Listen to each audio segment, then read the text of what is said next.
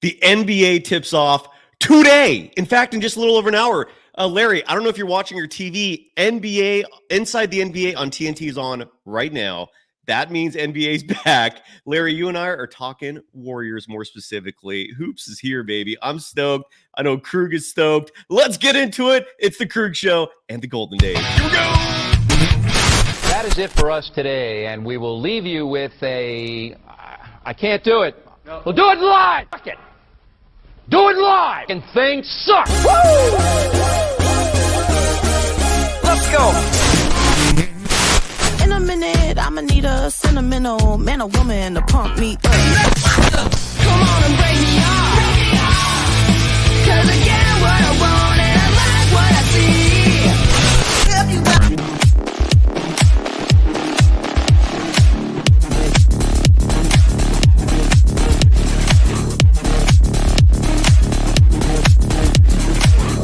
baby, Golden State Warriors.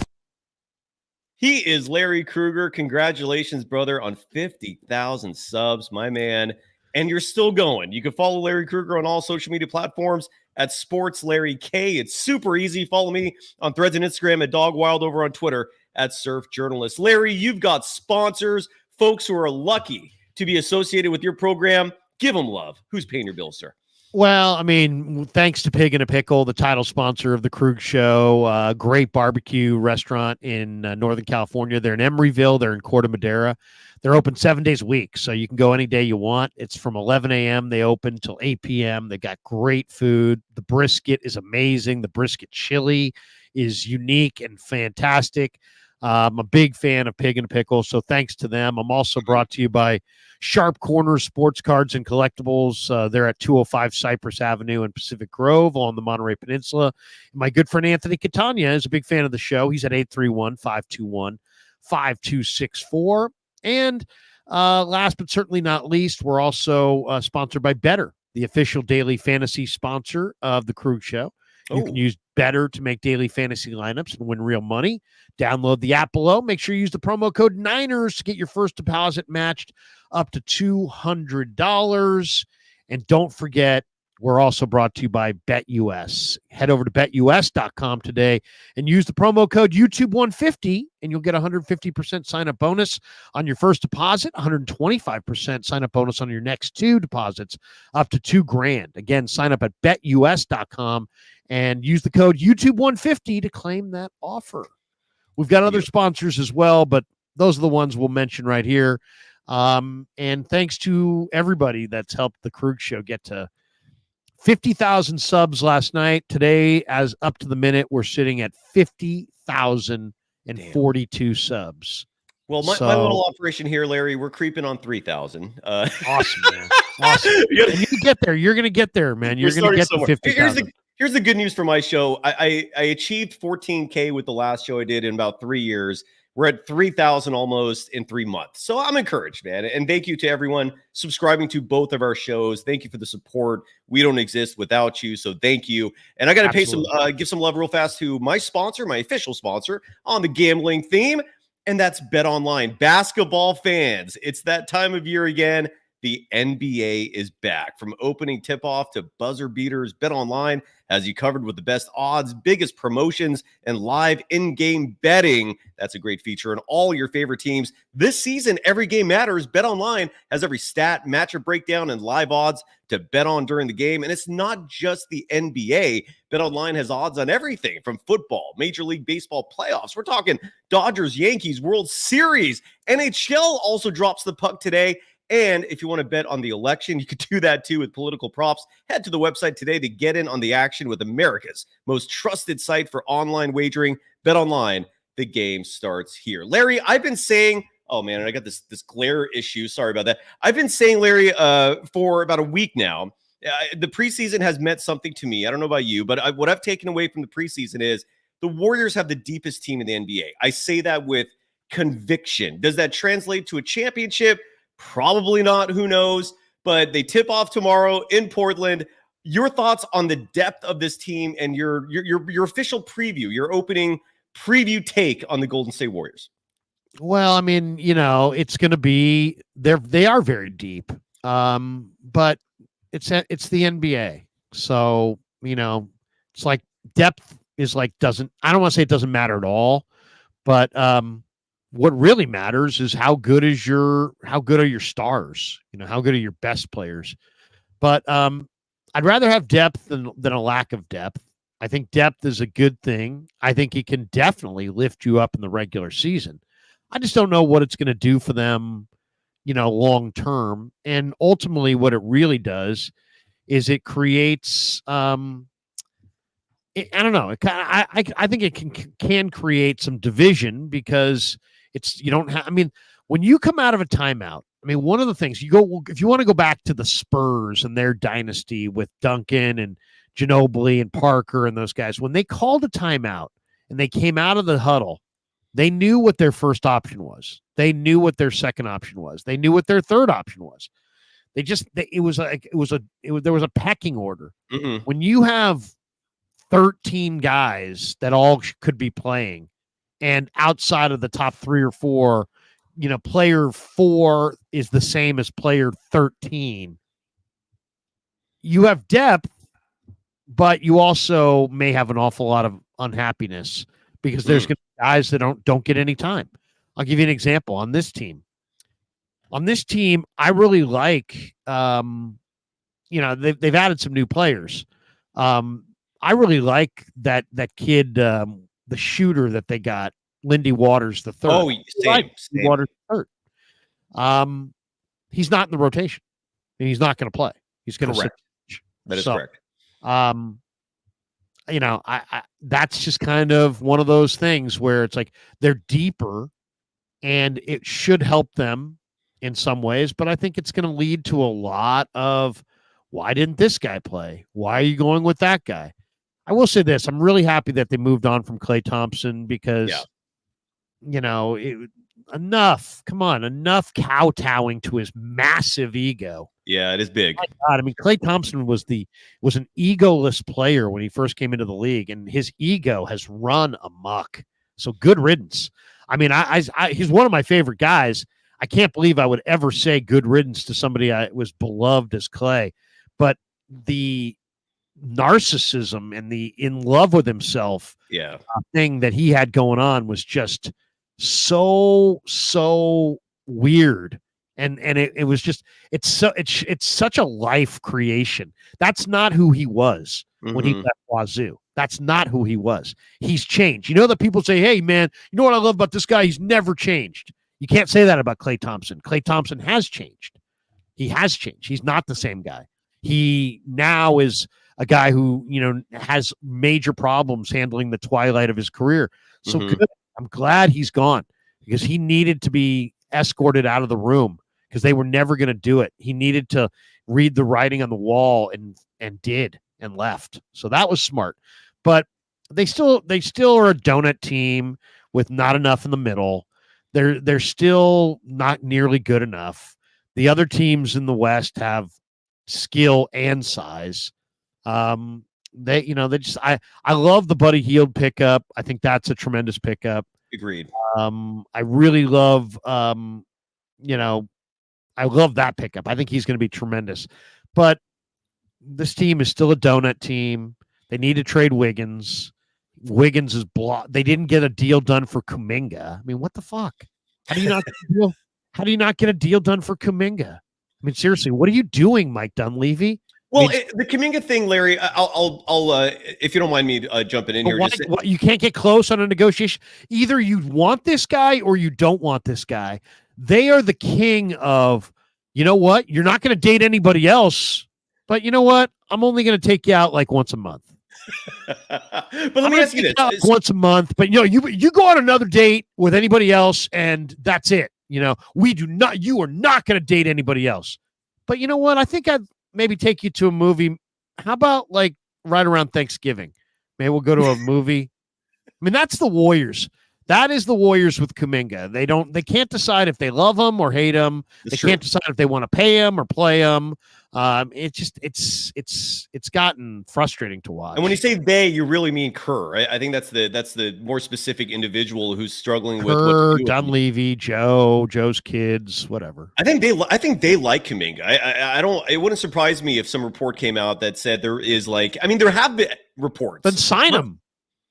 Yeah, but there have been reports of conflict behind the scenes about who to play. Kuminga's name has never been specifically mentioned, but Larry, some people subscribe to the belief that if you don't pay him now and you wait until next summer, because the Warriors have that luxury, right? They're not going to lose him anytime soon.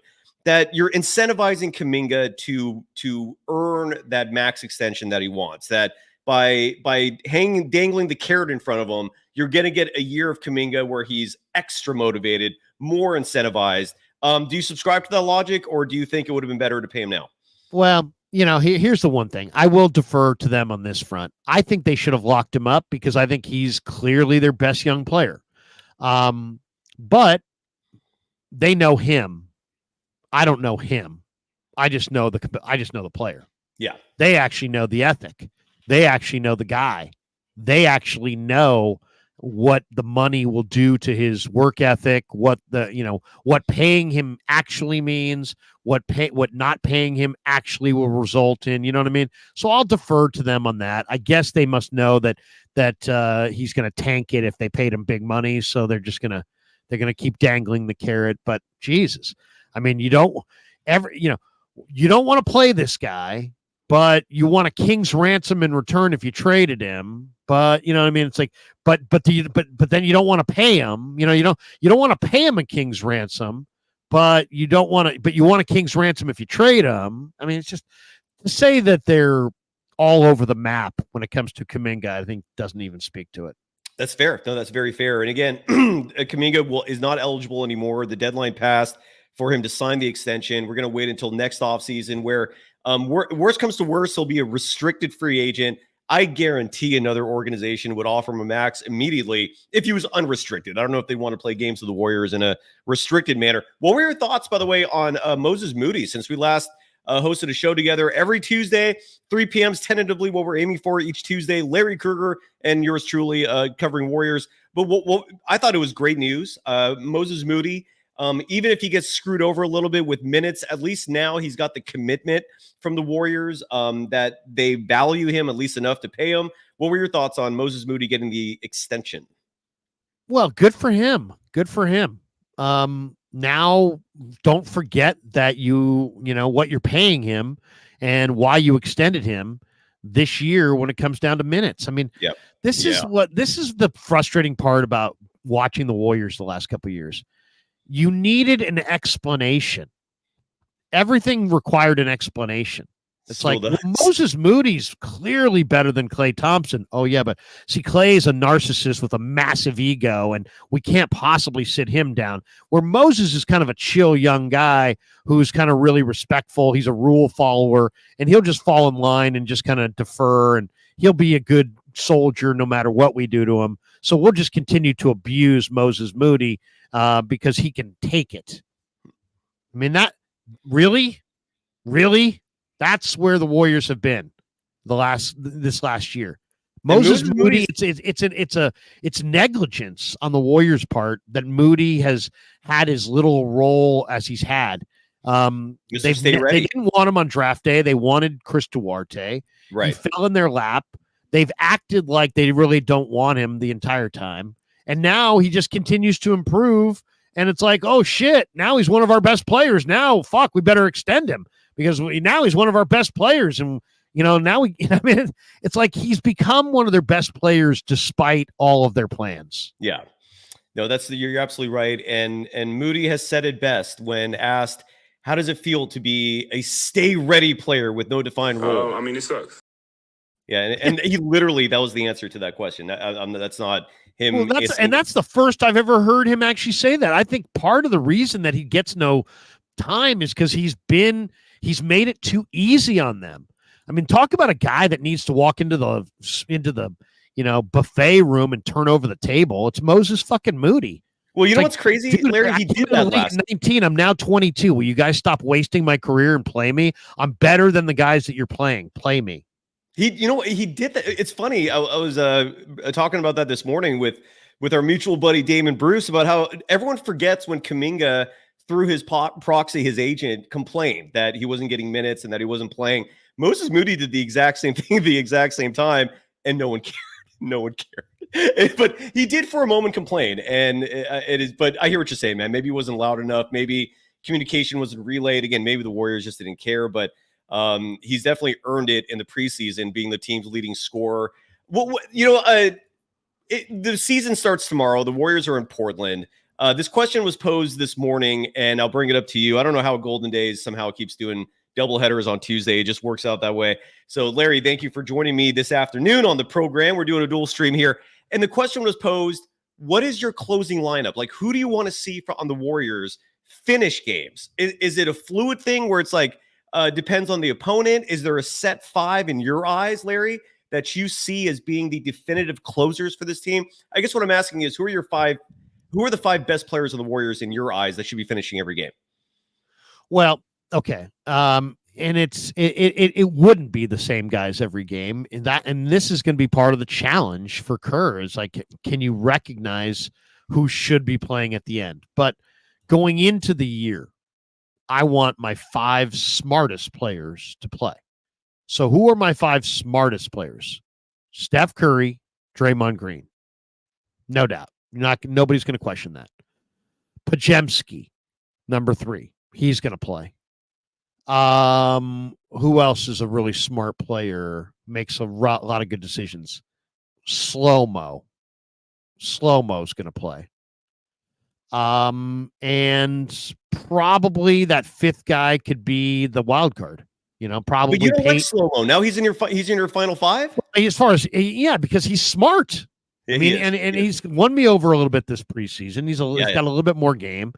I've been doing this for 25 years because I hold to opinions. My opinions evolve based on what I watch.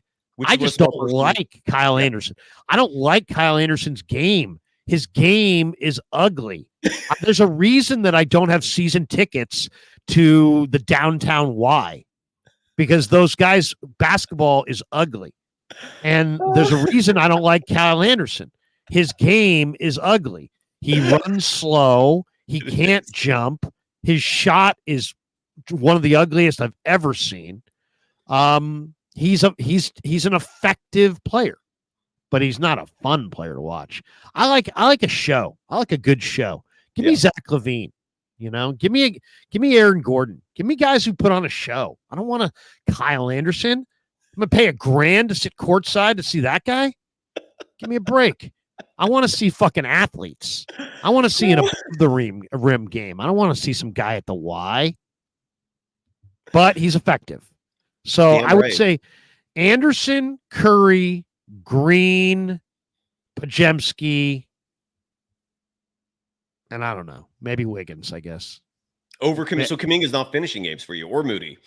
They're not there yet in your eyes? No, I mean, they're still there. I mean, those guys need to be, to me, I would kowtow to Kuminga and Moody. When I say that, I would tell Steph and Draymond, hey, we want to get those two guys really rolling, and then let's play off of those guys.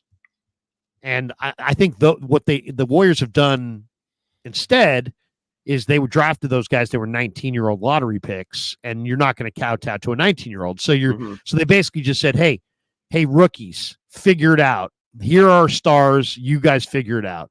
Now we're 3 years into this thing. Now your stars are ancient. Now your stars are all old. And now you need 22-year-old Kuminga, 22-year-old Moody to play big minutes and to be the driving force of your offense. So that's what I would say to Kerr is let's try to work Moody and Kuminga and get them as many looks as possible. Let's lean on our youth a little bit more than we've had in the past. Let's stop making 34-year-old Green.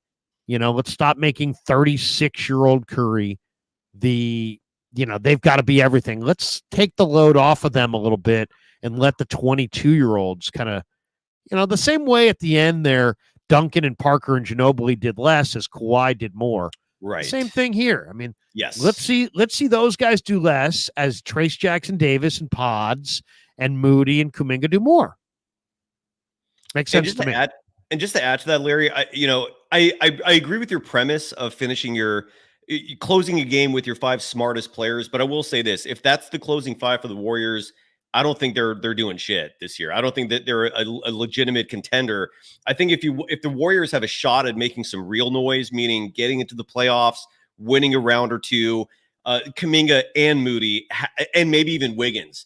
You need that size and athleticism. I really do. D'Anthony Melton might have to be in that picture, but I don't know. That's just my feeling on that. Like, I agree with you that in terms of who do you not like in that group? Well, I don't know if Kyle Anderson can be a finisher because he's so limited offensively that no one's gonna challenge his shot if he's putting up 3-pointers. They're gonna say go ahead and shoot it. He kills spacing. I love him as a regular season player. Playing 82 games, playing serious minutes, giving the team what they need. But to close a game, I think that's an issue. Whereas Kuminga, he's already become one of the best attackers in the game. He can rebound about as good as Kyle Anderson. His 3-point shot, let's hope that's become a real thing now. The one thing of the Warriors, and I don't know if you agree with me or not, Larry, is I really believe this is the deepest team in the NBA, and I give them props for amassing this army of wings that are they're switchable, they're positionless. It's like Steve Kerr's dream, right? Is coming to reality with his team, but the front court's very thin, man. Like when Kyle Anderson is basically like your number 3 big on your team behind Trace Jackson Davis and Kevon Looney, I guess, and Draymond Green. So maybe 4th. I think that's a little concerning. Like someone in the chat, for example, and I lost it, but they're asking who's going to be out there defending Jokic? Who's going to be out there defending Anthony Davis? Do you think Trace Jackson Davis is ready for that role? Because Kevon Looney clearly is not it when it comes to defense. I like Trace Jackson Davis. Is that enough in terms of a front court that can take you deep? No, yeah. You have. I mean, look at it. You look at this team right now. You have Moody, and you have. I mean, who? Kyle Anderson can play small forward. All right, he can play small forward. Moses Moody is more of a 2 guard, but he could play small forward. Correct. Yeah. Guy Santos can play a little small forward. And Wiggins is can play small forward. I would like to see if I could move Wiggins for a bigger player that could help me against some of the bigger players in the West. I look at Wiggins as a guy who's kind of blocking these other guys. You have some veteran small forward role players, but you also have some young up and coming guys, and it's like that would be. I would try to move Wiggins for another big piece that could help me defend some bigger players. Yeah, agreed. I mean, they need more size. They need to be aggressive. I mean, they need to go out there and hunt for a deal. I mean, I don't know if you saw this story, but I know there was an awful lot of talk this offseason, so I'm not hijacking the stream, but I just want to make this I don't point. care. Hijack. The Warriors made a failed attempt to get Paul George, right? Yes. They also made a big attempt in the offseason at Lauri Markkanen, and they failed. Well, Slater is reporting that they also tried to get the Karl Anthony Towns. Correct. And just to add to that, this is what he put out. He says in the last couple of months, the Warriors and the T-Wolves had a conversation about Karl Anthony Towns, league sources said, but it didn't go anywhere. The Timberwolves targeted a specific package from the Knicks that the Warriors didn't possess. There are no other obvious big name immediately available as the regular season arrives. Anyway. No, I saw that. And then Draymond Green on his podcast, I don't know if it was an episode, if it was some sort of teaser, but him and Baron Davis are going to do the show together now. Baron Davis is attached to the Draymond Green show as a co-host. And they talked about the fact that, and just to add to that, yes. Well, first of all, we talked about that. Like you wanted Karl Anthony Towns. I wanted Karl Anthony Towns. But the reality is the Warriors did not have a Julius Randle type to offer. Minnesota did not want to lose Cat and not get a big back, right? Even if it wasn't going to be as good. the Warriors had nothing to offer there. I mean, Quentin Post would not move the needle. Kevon Looney, I don't think would move the needle. You don't want to give up Trace Jackson Davis, I don't think. Although for Cat, I guess you would. But the point is that your assets are really limited in the sense of who you can give up that would be comparable to Julius Randle. But Draymond Green added to that. I don't know if you saw. Did you see that or hear his comments? So Draymond Green said it was really fascinating. He just basically provided a lot of clarity about what happened this offseason. So he said he confirmed that the Warriors did try to get Paul George, which is no secret. But what he added to that was, which was fascinating, is that the Warriors wanted to get Paul George and then also get Lauri Markkanen. Like they were going all out, and supposedly the roster was going to get cleaned out. I imagine Kuminga was going to get shipped out, Moody, probably Podziemski. But when the Paul George trade fell through, then the aggressiveness, the pursuit of Lauri Markkanen kind of dropped off because, according to Draymond Green, the incentive wasn't there to give up the kind of assets that Utah wanted to get Lauri Markkanen without Paul George being on the roster. Like, so basically the Warriors were envisioning a team of Steph, Draymond, Paul George, Lauri Markkanen, and then whoever else you surround him with. What's your reaction to that? I mean, I didn't realize they were trying to get both. That was what was new to me. I have no reaction. I mean, try this. I mean, I don't care about try. That's it. I tried to, be Mr. Universe. I wasn't. It's encouraging though that and this is I where tried again to make $150 million last year. It didn't happen. It's like tried. Well, they tried. Oh, in that case, fuck, they tried. In that case, I have to totally apologize. They're headed to the finals because they're trying. I mean, whatever. They're trying. We know their situation. I mean, they were a great team, and the shelf life it ended, and yet Joe, unlike most self-made billionaires who have kind of a coldness to their personality, he's kind of demonstrating that he's kind of like, kind of soft and cuddly. He's, he wants to keep the whole thing together. He wants to go to the finish line with all these guys.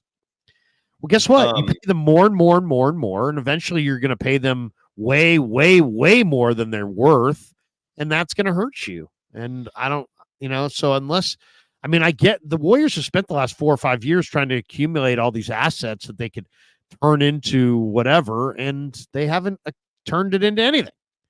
So, I mean, why? So now it's like, hey, guess what? Let's see what you got with the team that you got. I mean, they're really deep. If Kerr is a great coach, he's only got 14 assistants. So, between Kerr and his myriad of assistant coaches, an army. Coach him up. It's an army, dude. People they got more NBA, assistants than they have players. The NBA in the 70s and early 80s, like teams were allowed, or maybe the 70s, I don't know. They changed the rules starting in around 1980. Teams only had one assistant, just one.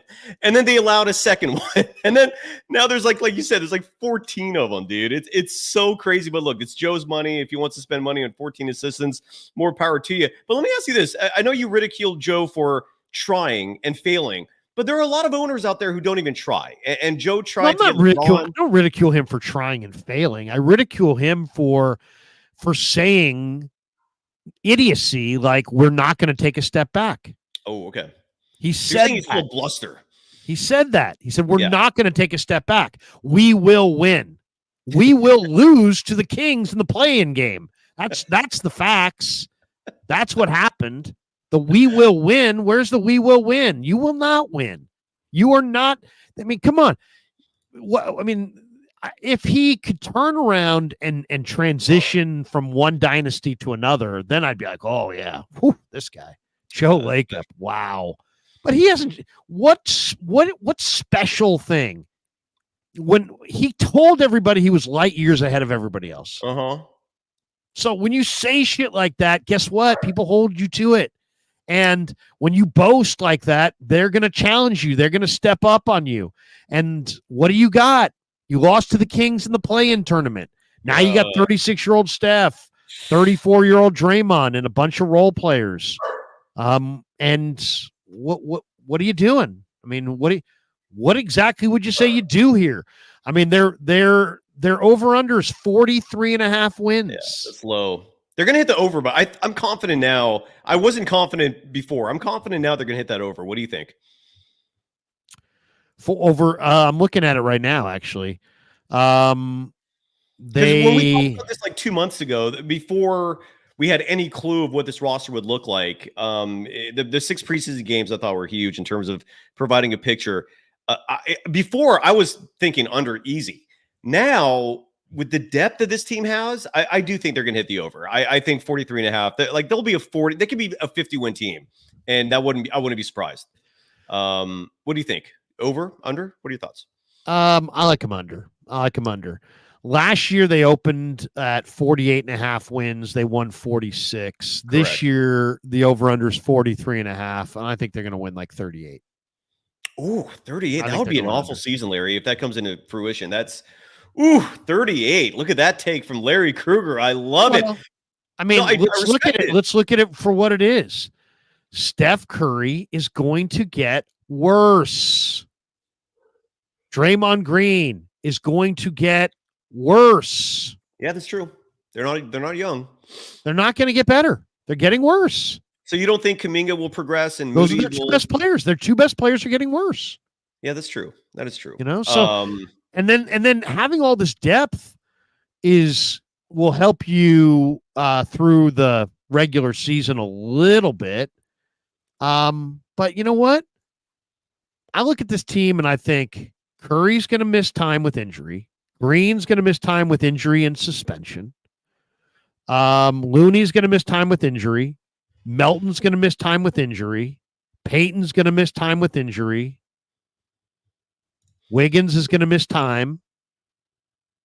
Wiggins needs to go. I mean, it's incredible. Look at the West.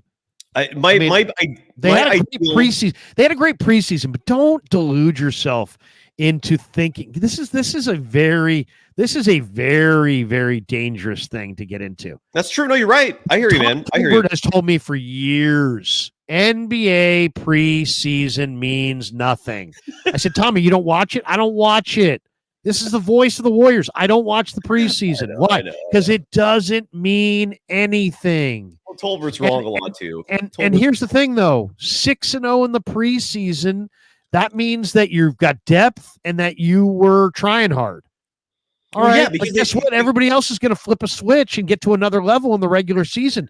Are you going to be able to flip a switch and get to another level in the regular season? I don't think so. I have a little faith in this team, but here's the thing. I'm not giving any hard predictions here because I need to watch this product in a regular season environment.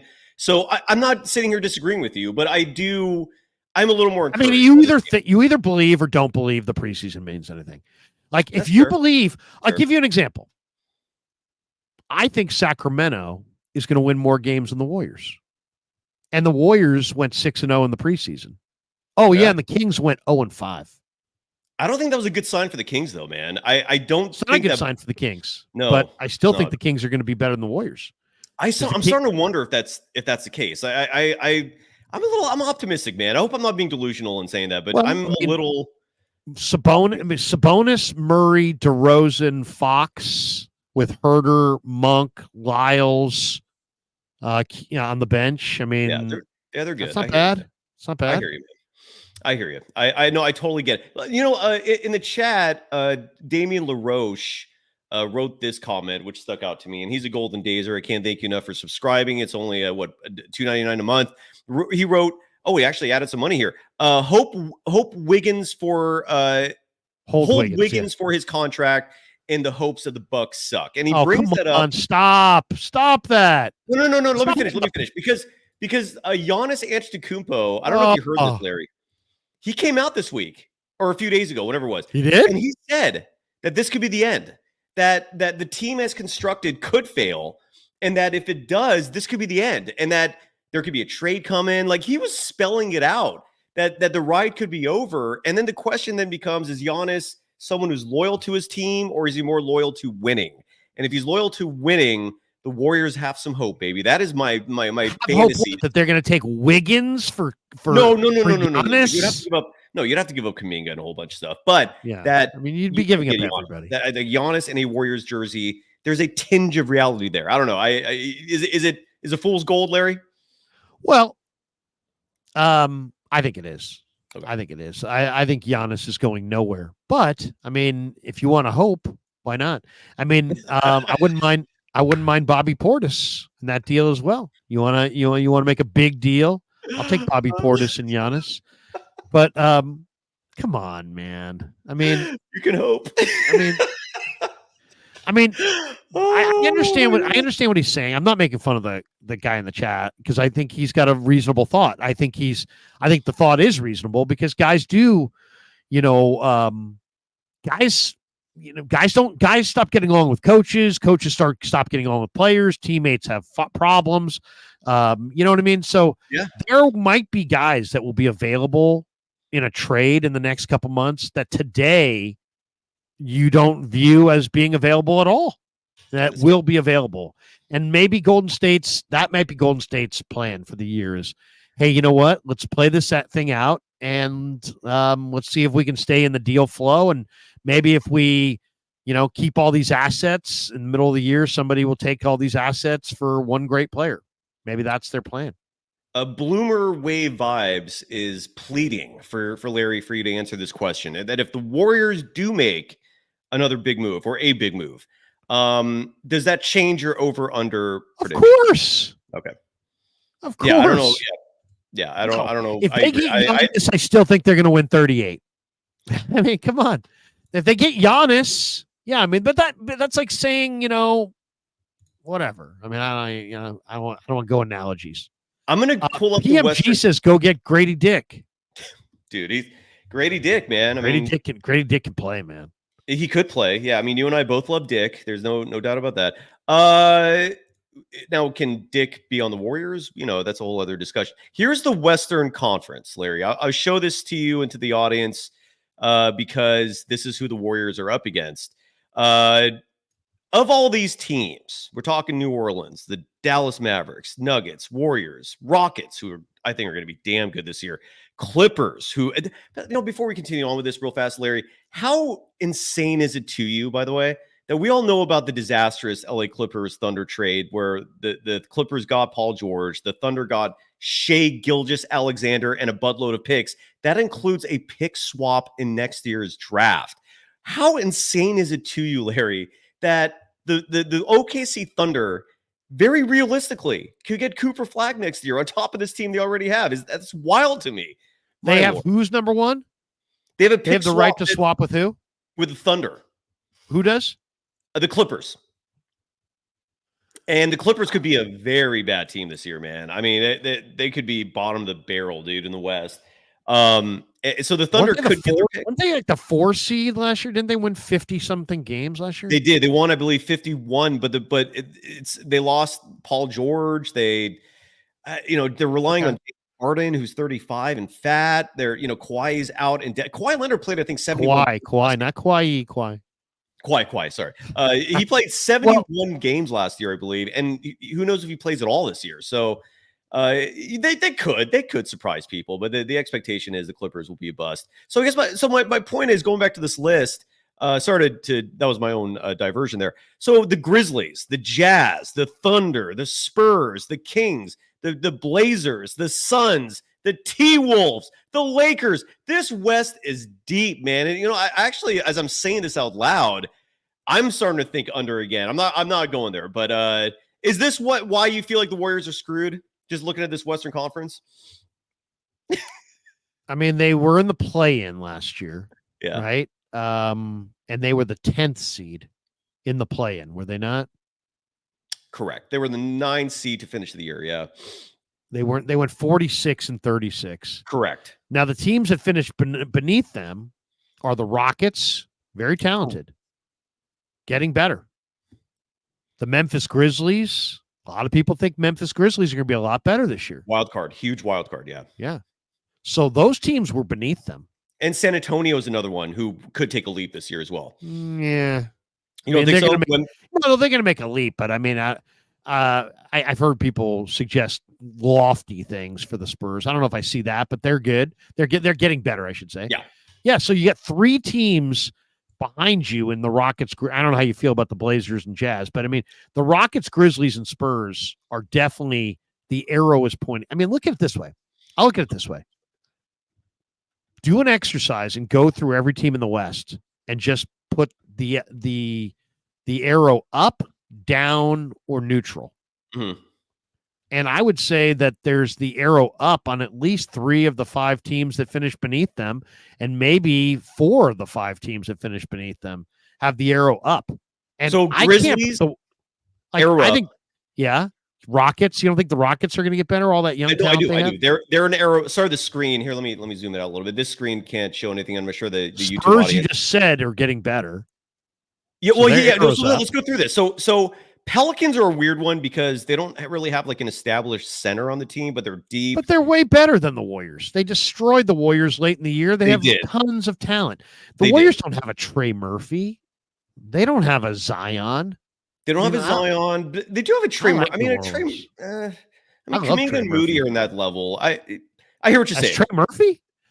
See, I mean, think so. You don't think so? Team. No. Okay. No, well, Kuminga's had a shot. Trey Murphy's a 6'9" sniper. Trey Murphy gets minutes. Like Plus I want to see good young players. I mean, Herb Jones, good young player. Brandon Ingram, CJ McCollum. He's an older player, but you got DeJounte Murray on the bench. You got Murphy. You got Alvarado's a good player. Yeah. They just drafted that kid, Yves Misi, who's got great length on him. Jordan Hawkins, former UConn player, is a fucking great shooter. So, I mean, I like New Orleans. So New Orleans is an up then for you.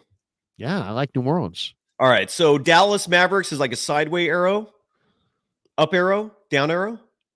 I'd say sideways. Okay. I'd say neutral. They're not getting better, but they're not getting worse. They got Klay. I mean, that should help. I mean, they're still better than the Warriors, but yeah, they're neutral. Denver Nuggets down on Clippers, probably down on Nuggets, but not down enough to reach the Warriors. Correct. Yeah. OKC's going up. T-Wolves, I don't know. T-Wolves are kind of I'll put them as a neutral. I don't know if they're going up. Sideways, yeah. Clippers are going down. You just kind of laid it out there. Phoenix, what do you think? I think Phoenix won 49 games last year, which is funny because everyone criticizes them for a letdown year, but 49 wins is still solid. They scare me simply because I still don't know how the hell Tyus Jones ended up on that team. How did the Phoenix Suns get a premier point guard, and how is he available for $3 million? I'll never understand that. Nonetheless, the Suns get Tyus Jones, and then Kevin Durant and Devin Booker play in the Olympics, and they play fantastic. And the track record of players coming back from an experience like that, improving, is evident. Klay Thompson and Draymond Green showed improvement. Almost everyone who has a good experience in the Olympics comes back a better player. So the Suns scare me. I would actually give an up arrow to them. And they have Buds as their new coach. They scare me, dude. Yeah. What about you? Yeah, I like them. them. I mean, I don't think they're great, but, Bradley Beal, Booker, scorers, Tyus Jones, solid point guard, Durant, Nurkic, you got Mason Plumlee, you got some decent bench players, Grayson Allen, Royce O'Neal, Monty Morris, Damian Lee, Bol Bolt. They got some decent, they got Okogie. They got some decent. I like them. I like them. They're better than the Warriors. They're better than the Warriors. So, Lakers, I don't know. I don't know about the Lakers, but I think Sacramento has gotten DeRozan. Come on, that helps dramatically. They won 46 games last year. Better. Yeah. They just won 46 games, and they added DeRozan, who's maybe the best intermediate sniper there is. They had a terrible preseason, but come on, Sacramento's going to figure it out. I really believe that Sacramento should get better. And then so I think Warriors 146. I think they'll have some more injuries this year, and they'll be, as I said, somewhere between 38 and 42, but I would say 38. How excited are you to just finally watch live basketball, man? Just because all we've done is bullshit for months, and now we can finally see the product. So what's your prediction for Warriors Trailblazers? Let's finish it up there. They open the season tomorrow night. And Golden Days will be live for post-game shows after every single affair. The Warriors better win that game. What are your thoughts on the Warriors and the Trailblazers? I haven't watched the Blazers much this preseason. I kind of like their roster a little bit, but when you look closer, do the pieces fit together? I don't know. To me, I think they're a team that could figure it out at some point because they do have some nice pieces. Anthony Simons, Avdia, Jeremy Grant. They got Ayton. Shaden Sharp's got a ton of talent, but I think he's hurt. He's hurt, yeah. He won't play. You got Chris Murray. You got, Robert Williams. He's out right now with an injury. Donovan Clingan, the rookie, will be the backup center. 7-2 guy, yeah. They got the 7-2 UConn guy, Jabari Walker. I mean, they got some interesting players. I think the Warriors should win. I don't know if I like them. I don't know if I like them with the spread or anything. I think it's Warriors by 5.5, but I think the Warriors should win on opening night, but it wouldn't surprise me if they didn't. Would not. I will say this, man. If the Warriors, and here's their schedule. Let's look at their schedule real fast because the first 7-8 games will tell a lot in terms of how the season's going to go. I mentioned this earlier this morning. Sorry to be redundant for those who have watched both shows. But the Warriors last year had the most difficult first half schedule in the entire NBA. And so they struggled early on. I don't think that was the only reason they struggled, but it didn't help. This year, the Warriors schedule, and let me share my screen so we can go through this, is presented in a way where they have an easy start, even though a lot of it's on the road.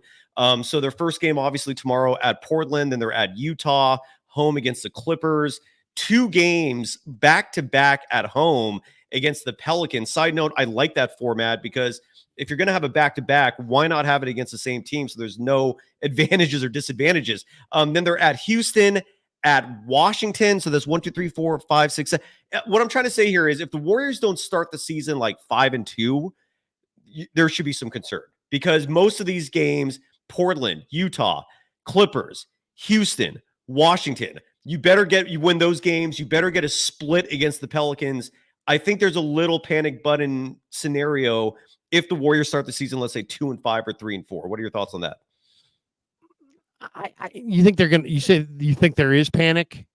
There if will they be start panic. The season 2-5 or 3-4 when they can't even beat a team like the Wizards. Yeah, big time. And look, they got to win these games against teams like Houston. If you're going to be a legitimate team, if you want to be taken seriously, you got to beat Houston. You got to at least come up with a split against the Pelicans playing 2 games. If you can't beat those teams, you're not a playoff team. You're not a play-in team.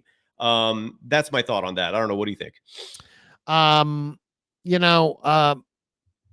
I think there's going to be a little bit of an adjustment period for the Warriors. I think it's going to take them a few games to when you switch up your rotation, I think it's going to take a few games before they really kind of iron everything out. I mean, the other thing is there's so many players on this team that could potentially be in the rotation that could, how's their chemistry going to be throughout the year if there start to be, guys that play very similar, but, one guy's playing, the other guy's not. So I'm not sure the depth is all that it's cracked up to be here. I'd rather have depth than lack of depth, but I'd rather have a clear delineation between who's starting and who's coming off the bench, and they don't have that.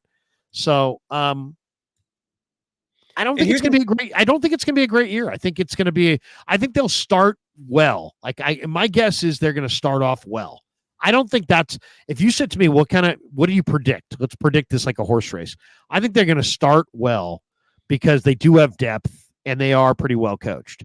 I think what's going to happen is after 10 to 12 games, you're going to see their older players who are their better players starting to miss time.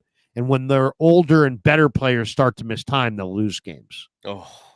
And Traveling Urquidez in the chat, and this is my biggest fear, writing, mark my words, Kerr is going to play the vets heavy minutes.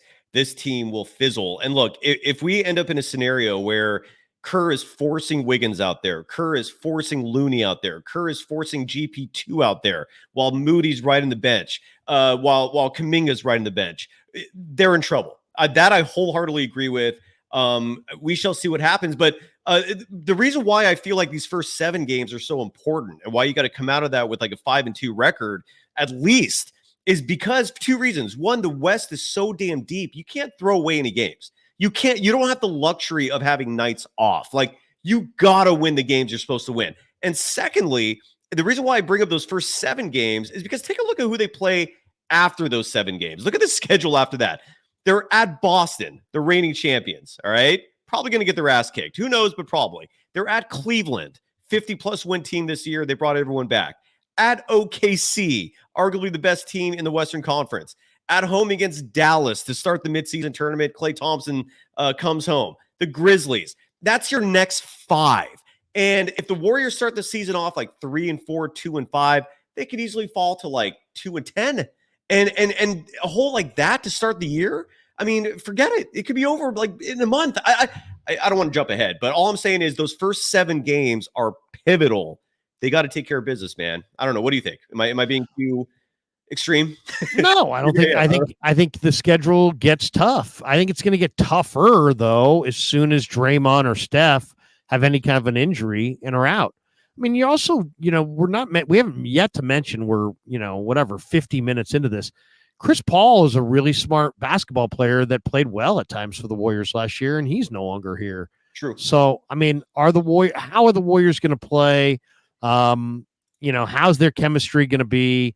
If you could guarantee me that Steph was going to play, a bunch of games and he was going to be injury free, then maybe I would feel better about their year. But, I'm more of a realist. When you're 36, it's like anything else. It's like, hey, we're driving cross country. How do you feel? I don't know. What's my car? What kind of car am I in? Am I in a brand new Honda Accord? Well, then I feel great about getting across the country.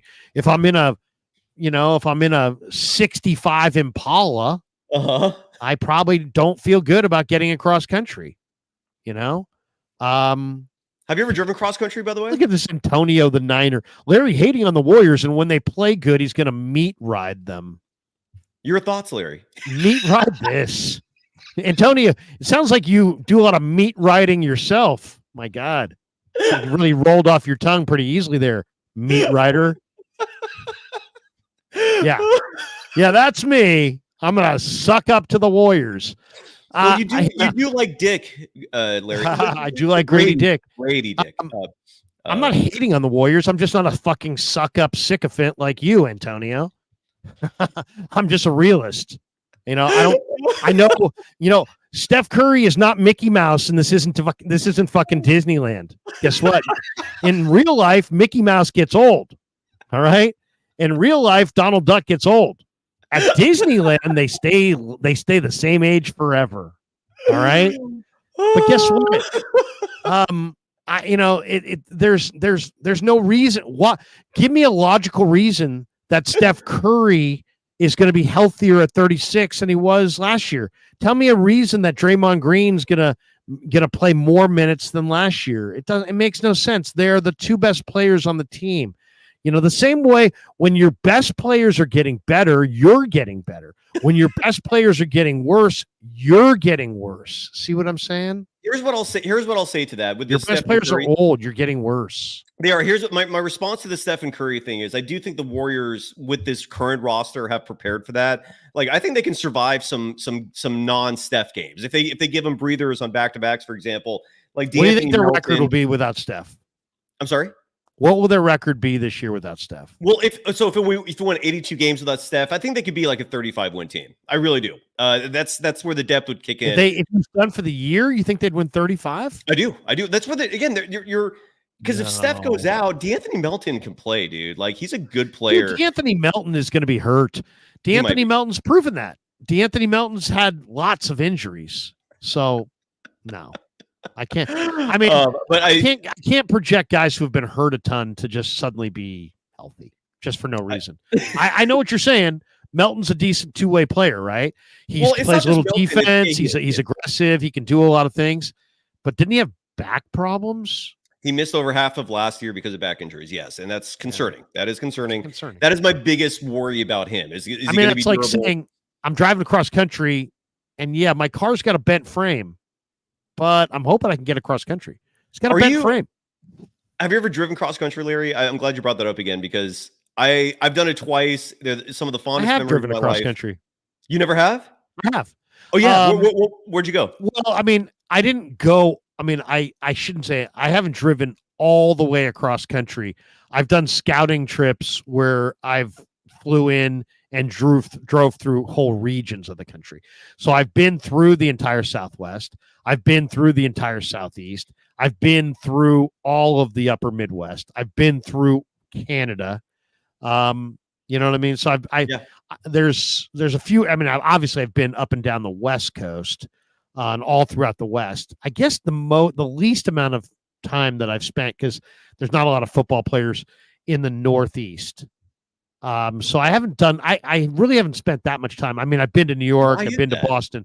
I've never flown. I've never driven all throughout the Northeast. Why are there not a lot of football players in the Northeast? That's a little surprising. Well, I don't know. I mean, it's like, you know, the Southeastern Conference is big. You know, I don't know. I mean, think about college football. Is Maine a power? No. You know, or is Vermont a power? No. New Hampshire is not. I can't even think. New Hampshire. Does New Hampshire have a monster I mean, they're good Division II type programs, but yeah, I mean, it's not a hotbed of college football. It's not. You're right. I just never thought about that. It's kind of weird. All right, man. Well, you riled up the chat. You got some people. Definitely. We don't like you badmouthing our team. Fuck you. Who cares? Why do I give a shit? I mean, seriously, I don't care. I don't care. I'm gonna get. Would you rather me just tell you they're gonna? You want the Tony the Tiger take? They're great. I don't do Tony the Tiger. I give you my honest opinion. I'm honest. I'm a lifelong Warrior fan, but I'm not a Warrior sycophant like you guys. I'm just a Warrior fan. I don't need to see them win. My happiness is not tied to their winning. I'd rather see them win, but if they lose, so what? Then they lose. Guess what? Most of you guys would not be following this team if you had to subject yourself to 1/100th of the amount of losing that I've witnessed as a Warrior fan. As far as I'm concerned, 90% of you guys in this chat are front runners who never would have rooted for this team in all those years that I did. You're all front runners. How many of you guys are Warrior fans going back to when they sucked? No, you're not. This is the championship era Warrior fan. That's who you guys all are.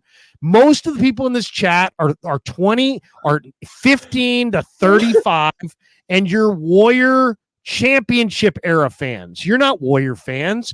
You're not fans of Bobby Sura. You weren't fans of Troy Murphy. You weren't fans of Winston Garland. You didn't, weren't fans of Tom Tolbert. You're fans of Curry and Klay and Draymond and rings and parades. You weren't there for Chris Porter. You weren't there for Larry Hughes. I was. All right. So don't lecture me, man. I'm going to tell you the truth. And the truth is they spent the entire offseason trying to make a big deal. They struck out. Yeah, they did. They didn't make that big deal. So now they got Wiggins blocking their most encouraging young players. You've got Steph eroding, Draymond eroding, Kerr looking for the exit hatch. And thinking about his political future, and that's it. Everything else is just, come on, man. It's a 35-win team to like a 45-win team. It's in that range. That's the range. If they could suck and win 30, they could, surprise everybody and win 48. But that's it. That's the range. It's going to be fascinating. That's for sure. It's an entertaining brand of basketball. I that much I'm certain of. I don't think we'll be bored watching it. Larry, thank you for the promo. Byron Houston memories. There you go. Byron Houston memories. This guy's like, I remember the We Believe Warriors. That was like Byron 10 years ago. Houston. The wannabe Barkley, man. Danny Fortson, who was the final end result of the Chris Webber trades, because Chris Webber turned into Tom Gugliotta. Yeah, and you guys weren't there for Tom Gugliotta. You weren't there when Webber became Danielle Marshall. Thank you. Weren't and then Danielle Marshall turned into Danny Fortson, and then it ended there. That was the Chris You weren't Webber there when Danny Fortson told the Warriors that his grandmother died 4 times over the course of one season so he could miss 4 road trips. You weren't there for that stuff. I was. Lecture me. Shut up, they'll win 55. Let's wager. Let's wager. Put your money where your mouth is, Kai 17. They'll win 55. They're going to win 55. They're going to win 55 over the next 2 seasons. Ike Diagu. Ridiculous. No, you lost so much. You're a pessimistic. I'm a pessimistic. You're not a pessimist. You're a pessimistic. I'm a pessimistic.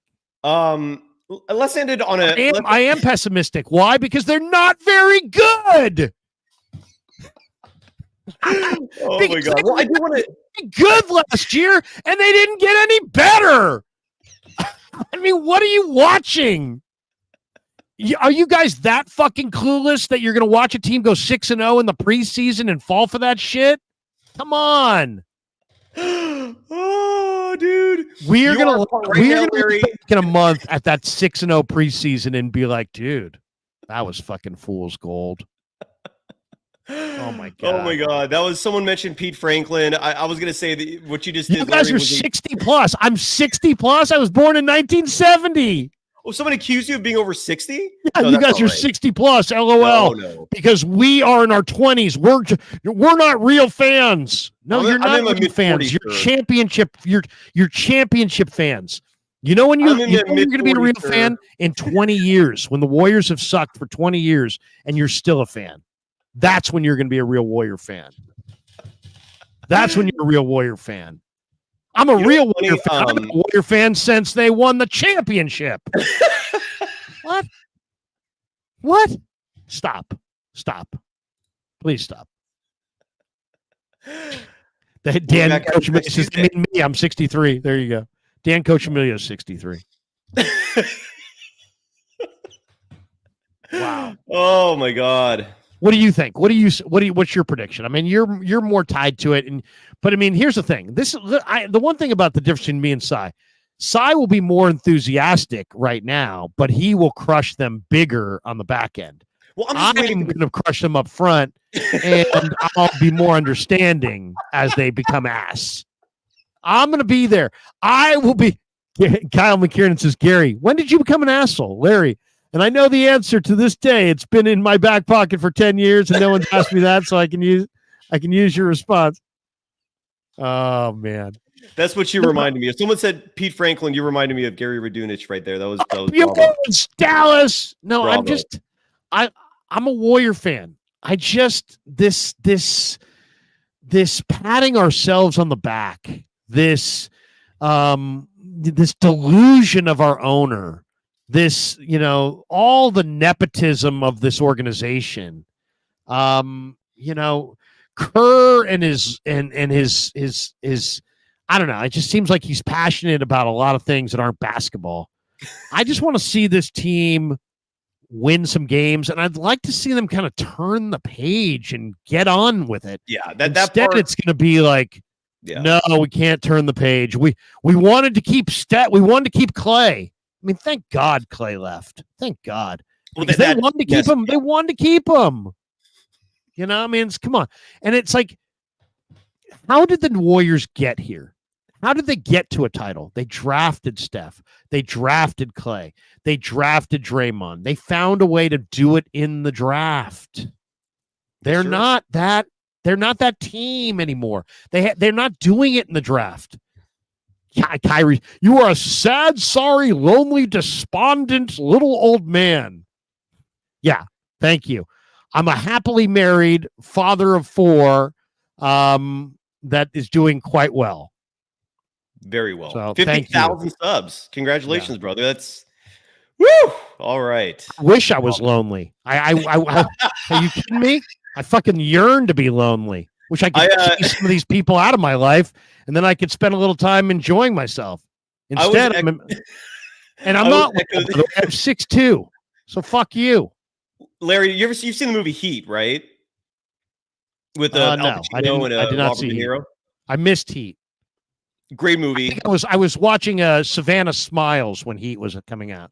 Great film. Robert De Niro's character says a beautiful line in it. He goes, "I'm not lonely. I'm alone, but I'm not lonely." Dude, you know how long I'd wish to be lonely? Oh my God. If I could clear out some of the people in my house, all the overhead I got.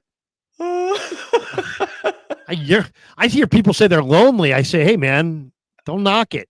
Don't knock it. Love to be lonely. Oh, I'm gonna be lonely. If I'm gonna be lonely as the one person still watching the Warriors when all you Johnny come lately bandwagon fan people jump off, which probably is going to be in about 90 minutes. For seriously, I think it's going to be there'll be empties at this super expensive arena in a really short amount of time because you guys are fair weather fans. You're only there for the championships. You're not there for the tough times. We know that. And most of you will take on a new team. You'll be rooting for Bronny or OKC or Minnesota or somebody else here in a few weeks. Yeah, Anthony Edwards is the next guy, I think. Bravo, Larry. Thank you. Love you, man. Congrats on 50,000 subs. That is just bravo, brother.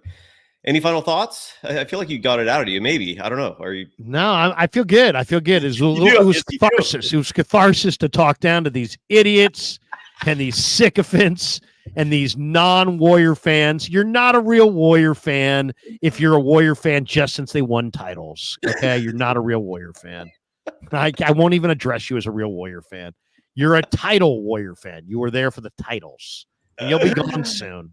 Oh, dude. I love you, man. So the Warriors tomorrow night. It's on, baby. And right now, NBA action. So you know this team is great? Say what? God, this guy, Kiri 17. You know this team is great. They're going to win a championship in 2025. Yeah, he's a fan. He's a fan. Oh, my God. Some people love their... Yeah, this is Larry. Thank you for this because the YouTube shorts are coming. There's no doubt about that. Bravo, brother. Bravo. That's This guy said I was only a fan of Larry after he reached 50,000 subs. Exactly. You are a true Warrior fan. That is awesome. That is awesome. All right, let's go. It's time to eat. It's time to chill and watch basketball, and then Golden Days will be back tomorrow night, post game, Warriors and Trailblazers, game 1 of the regular season, and then the Hall of Famer Rick Barry will join me Thursday. That's what's upcoming for me. Larry, what's coming up for you, and any sponsors you want to give some love to one more time? Or I'll be on KMBR tonight at 6:00 talking 49ers, so we're about an hour and 40 minutes away from that, and we'll look ahead to we're going to talk about some of these numbers surrounding Brock Purdy, which really kind of show that Brock Purdy in his last 12 games is a dramatically different quarterback than Brock Purdy in the first 21 games of his career. So we'll go into that. And then I'm really excited because Brad Sham, the longtime voice of the Cowboys, is going to join me tonight at 6:15. Good booking. So we're fired up for Niners Nightly. You can catch it from 6 to 7 on KMBR 680 and 104.5. And then later on tonight, it's a Tuesday night, so I will live stream later tonight with the great Raj from our SF 49ers, and we'll look ahead to the NFL trade deadline, what makes sense, what doesn't make sense, what do we want Lynch to do, what do we not want Lynch to do. The Niners also are hurting bad. Ayuk's done for the year. Debo's got, pneumonia. CMC's got tendonitis in both Achilles tendons. Kittle is old. Suddenly shit don't look good. So we'll get into the Niners tonight at 6. How old is Kittle?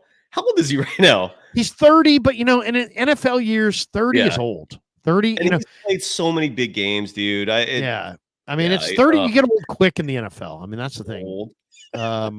He's not 60, but he's old. Strained Achilles, pneumonia. No. Two strained Achilles. Oh, Jesus Christ. Oh, yeah, that's right. Did they ever figure out how that was contagious or how that happened. But like, was there ever a resolution to that? Because I don't think it's contagious. No, it's not. It's not contagious, but I don't know. I really don't. I wish I knew, but I'll just say this. It's like, always think short term in football, because football, I thought Patrick Willis and Navarro Bowman were going to play for 5 more years together, and you looked up and they were both done. I mean, it was just, it happens in the blink of an eye. The careers are super short. Now it's still a Mack truck going strong. I don't know how that works out, but in most cases, you're absolutely right, dude. Aging happens fast in football. The numbers for Purdy, I know you're going to talk about it on the show tonight, but if you don't mind revealing it real fast, have they gone? Are they better or worse? I mean, no, they're worse. I mean, Purdy in his first 21 starts. Oh boy, 18-3. Oh boy. And he had a 118 passer rating. In his last 12 starts, he's 6-6, and he's got an 87.8 passer rating. So he's gone down quite a bit, and this is all since the Baltimore loss on Christmas night. So we're gonna point to that. We're gonna discuss that, and then Nick Wright also, has a stat out that Purdy with Ayuk, Debo, CMC, Kittle, and Trent Williams over the last 2 seasons is 13-1. Purdy in all other games, when any of those guys miss time, he's 4-8. Oh boy, you got a lot to talk about, man. That's a lot show to talk right about there. Tonight. We got a lot to talk about, and Brad Sham will be in the house. Brad Sham will be in the house. I selfishly love that you join me for Warriors talk. I know the Niners dominate this media market and just the world. Football's king. There's no doubt about that. But thank you for straying from the football talk for a little while each week to join me and my program Golden Days to talk basketball, and we'll see what happens, man. I don't have a prediction yet. Like I said, it wouldn't surprise me if the Warriors won 50 games. It really would not. I like the depth. I like the chemistry. I like what I've seen so far. I also understand your concerns, man. I hear you, dude. It's hard to rebut because everything you said is right. It's just, we got to see what happens, man. We got to see what this product is in a regular season scenario. But we're here, folks. Hoops is back. We'll see. We'll compare. You're thinking your thought process is around 50. Well, because my thought process is more around 40. And again, your thought process, because what you're saying is that the 2 best players are a year older in the very wrong direction. I mean, mid-30s is not a good look. And the rest of the West got better. And I hear you, man. I get it. I'm just watching this team together. The young players have developed. Like Moody's way better already than he was a year ago.